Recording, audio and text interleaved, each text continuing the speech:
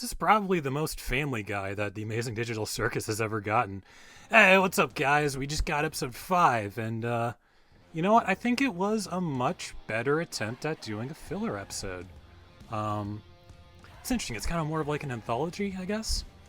But there's definitely a lot going on, and it's going through like a lot of very disparate plots, so it kind of makes reviewing this one overall a little difficult because it's clearly meant to be a bridge episode into, the next, part of the story they got going on. But they've set up a lot of really interesting stuff for a potential endgame for the series. I think the most interesting thing here is how they're setting up both Jax and Ragatha separately. And I think it's really interesting how they may be working towards a larger thesis about, ironic detachment and how much of it is good and how much of it is bad. There's obviously like two sides of the same coin here with Jax and Ragatha, and I think that's really interesting that they're also getting into why Ragatha's overly nice demeanor can be a problem for the other characters.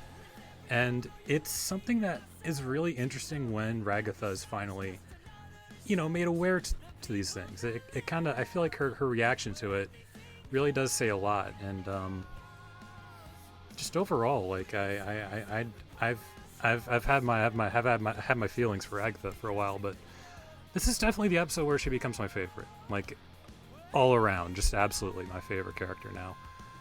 Probably the most me character I've ever seen in a show, if I'm being honest. That whole her opening up about like her home life, minus the farm part, a little too close to home for me.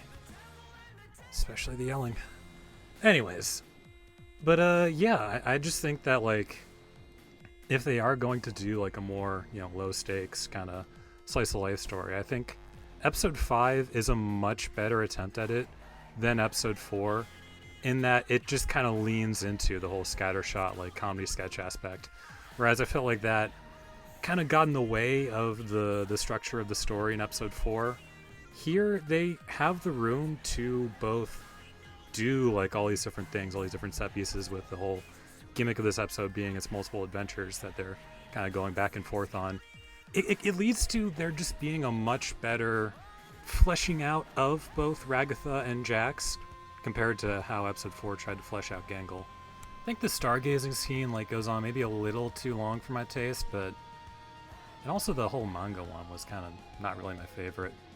They don't really do a whole lot of jokes with it, But I do like how it is throughout all these different set pieces we aren't losing the thread.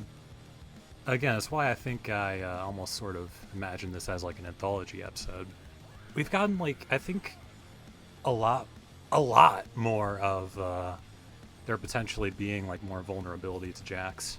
And it is interesting having one focused on him where he is forced to be a little more genuine with himself. Because it's just not something you're really used to with this guy. And still, like, I think the way they make it work, though, is that they have the build up to it. That there is more of, like, a gradual, like... Again, it's why I just think that they did a much better job with Jax and Ragatha here than they did with Gangle in the previous one. Anyways, I'll save that for another video. Yeah, there's just, like, a lot to talk about with this one, I would say. And... while it's definitely the most, like, all over the place episode, I definitely do admire what it's doing and what it's setting up for the future of the series. And I'm really, really, really interested in seeing how that goes. 8.5 out of 10.